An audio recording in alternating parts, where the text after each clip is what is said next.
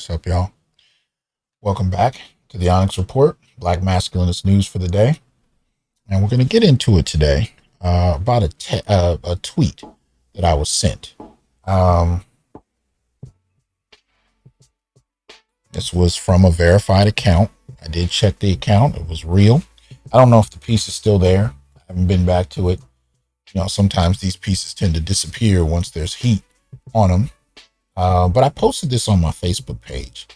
And I did a video last year where I was talking about how much anti-Black misandry that we've seen coming from Black women on social media. How much of this is actually coming from actual Black women? How much of this are coming from what might be agents? It's hard to say. The lines are definitely blurry. One of the things you do notice is the amount of retweets, the amount of likes, these kind of things say something about how prevalent the hatred of Black men is within the Black community, at least as it pertains to media. We've seen the influence coming from media, especially in the last number of decades, coming from the 1970s, particularly 1980s, really, and onward. And we can see how multiple generations at this point have bought into, including some Black men, this notion that Black males are inherently lesser beings, right? They are inherently lesser beings. They are a problem. And y'all know I use the term concuserfs to talk about the extent to which we've been socialized to be concubines and serfs. Our job is conceptualized around service in families, or at least in the formation of families. Anyway, this particular post, as you can see here, was written by what appears to be a Black woman. It very well could be, something fabricated. These days, one doesn't really know. Yet, the frustration that it spawned was real, not necessarily just for what it said, but also because of the retweets and, the discussion around it, right? And I don't know what this is. This is what it was a few days ago. It's more than likely higher if it hasn't been taken down or at least hidden. But anyway, as it reads, I miss when men would work 70 hours a week and die at 50. Used to be able to collect that pension and life insurance payout and vibe for like 30 more years, right? And so when I posted this, I responded on Facebook by adding my own commentary to it. I said, and people wonder why Black men are so pissed off. We've been maligned for decades, but this type of thinking has only just now been called out. Don't sleep, brothers. Some are adamant in their misandry. Never become a footstool. I added, by the way, this is many of your grandfathers to which she's referring. The one who worked himself to death to put Big Mama in the house that no one seems to remember him doing whenever they celebrate her so-called independence, i.e. Big Mama's house. The independence that greatly leaned on his pension and life insurance. The grandfather that y'all barely know the name of because no one mentions him unless to focus on his foibles. In one of my last shows where I had Green Gorilla and BGS Ibmore on my show, we talked about that, and it came up when BGS mentioned his grandfather.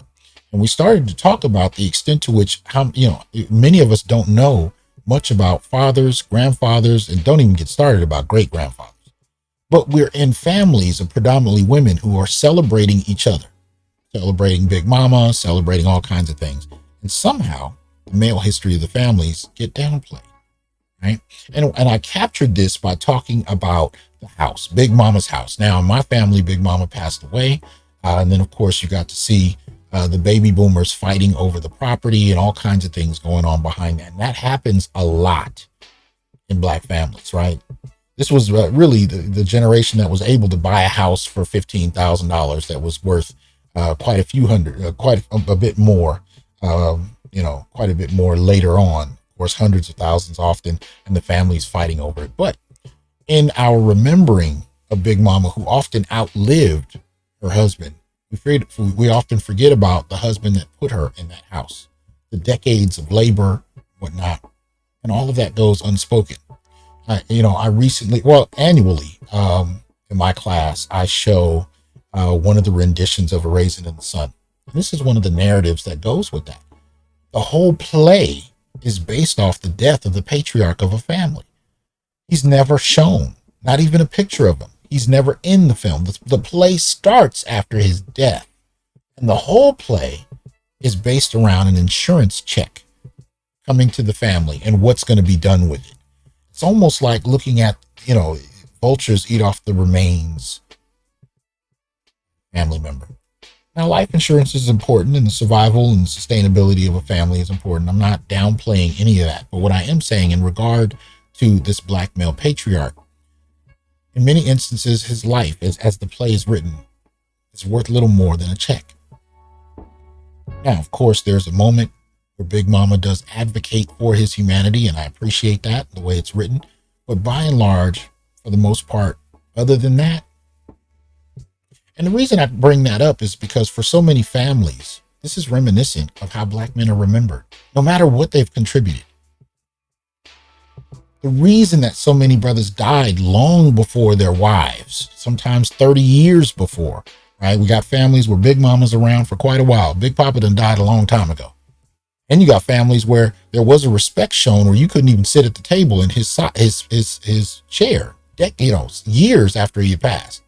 Right. But in many families, I had people remarking, not only during that broadcast with BGS and Gigi, but also online, also in the comment section, also on Facebook. I had men writing to me, even privately, saying that they didn't know their grandfather's names.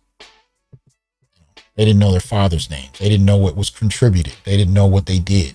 And when they asked, little was said by the family members who knew them. But the celebration of the feminine, celebration of the mothers and the grandmothers was a reoccurring thing, right? Well, we tend to live in a gynarchy in the black community, so in one vein, that's not surprising, but it's going to require that young men actually ask questions and push to make sure that their male counterparts are remembered. And sometimes this happens while the man is still alive. One brother wrote me about his grandfather who actually got to the point where he worked more than 40 hours just to stay away from home. And when he came home, he slept on the couch. Nobody cared as long as he kept working.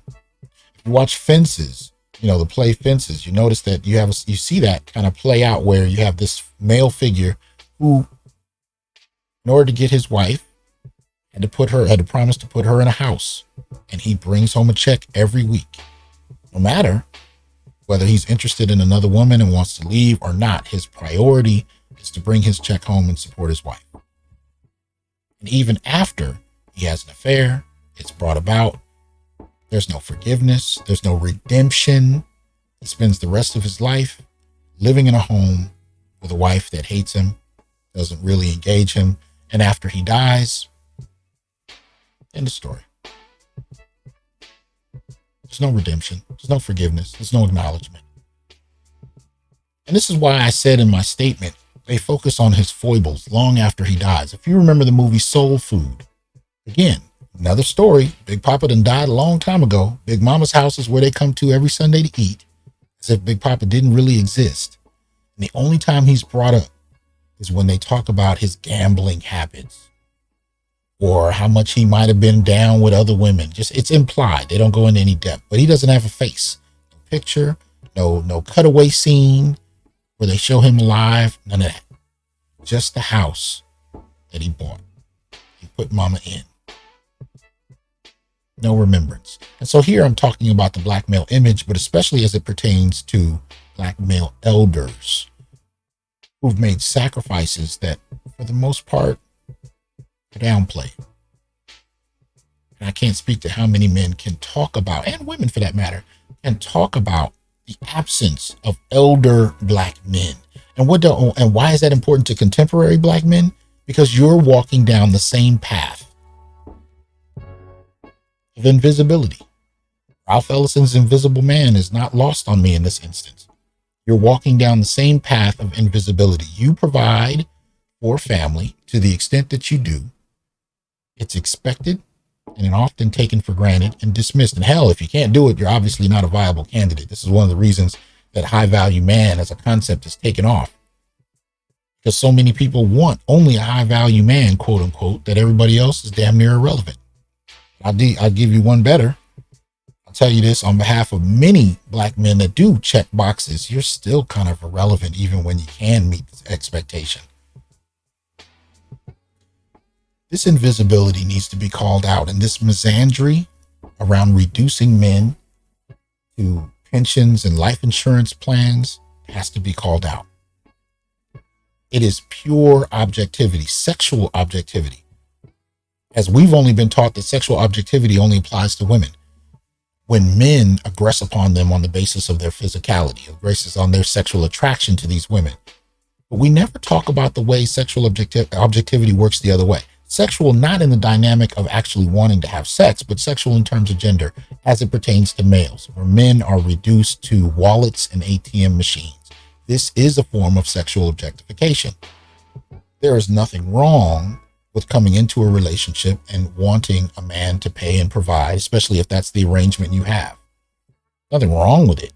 But to reduce his humanity to nothing more than that, where you actually want him to die by age 50 so you can collect, is ridiculous. And let's be real, we're also in a time period where pensions aren't a reality anymore. Most companies don't provide pensions. Many of them switched out of that in the 80s for 401k plans. 401k plans were marketed as people can, manage their own retirement, right? You can go into the stock market and you can be a stock market genius and make yourself a millionaire with your retirement earnings. Most of that was bullshit. It's almost kind of like saying, here's the ball. You can play in the NBA on weekends and you can be a superstar. No. Especially if that's not your lane, if that's not something you've been trained in, that's not something you have years of experience in. You're just going to do something on the weekends and do it well. It didn't work. Most people, well, I shouldn't say most, many people lost a lot of resources from the 80s to now. But here's the trick to 401ks too. You get what you put into it. So even if you put 30, 40 years into your 401k plan, once you retire, you basically get what you put into it.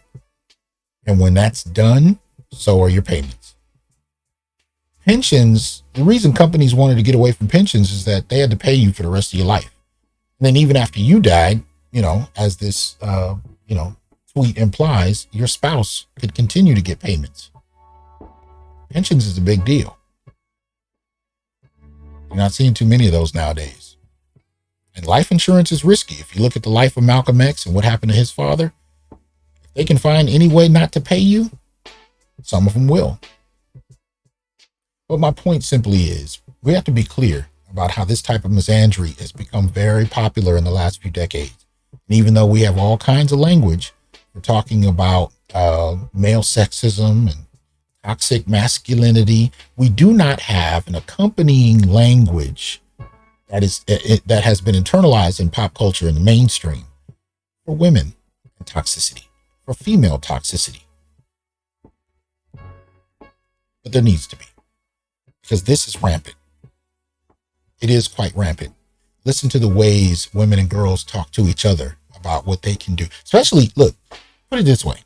If you as a man have done something wrong in her eyes, especially if it has to do with infidelity, that's one of the biggest things, right? If you see another woman, right?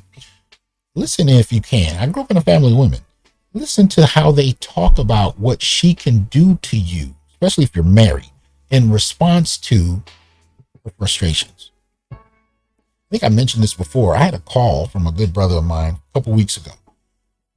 And he told me something that I thought was interesting. This was a brother who has been in disagreement with my work for years now. He called me out of the blue one night. He said, man, I have to tell you, and this has happened a few times, by the way. He said, I have to tell you, I was wrong. You were right. What you've been saying all this time, you were right. I said, well, what happened? He said, well, a good friend of mine who was an ex-con, his wife called the police and had him arrested. I said, why? Did he hit her? What happened? He said, no. She falsely accused him of hitting her. She called the police because he came home late and she was angry. She assumed he must have been seeing another woman. She used a false claim to send him back to jail. And as an ex-con, he's more susceptible to it than the average black man, who is already highly susceptible to accusations of abuse. But here's the thing. Even if he was seeing another woman, since when has that been grounds to go to jail? The numbers on women cheating aren't far off from the men. But we don't talk about women going to prison. We don't even talk about women it being justifiable to put hands on a woman that's cheated. But somehow, if a man has cheated on a woman, it's acceptable that she respond to him physically, whether it's setting him on fire, whether it's attacking him with a knife, pouring boiling water on him while he's sleeping. There's all kinds of things that are somehow acceptable. And what do I mean by acceptable? When you post about women who've done these things, and the first response you hear is, well, what did he do? Or I bet he cheated. Right? These kind of deflective ways of trying to justify what's happened, even by people who, would tell you they're not trying to justify it. But that first question still lets you know she's willing to deflect from the severity of what's taken place by trying to explain and rationalize female anger and rage, mostly at infidelity. This type of rampant insecurity being justified when it presents itself as abuse has got to stop, as does the invisibility of Black men who spend decades toiling for the well-being of family and friends, or kids, I should say, right? So anyway, y'all take it easy. Something to think about. Give me your thoughts in the comment section. Make sure you like, share, subscribe, join, and donate. Support the channel, and I wish you well.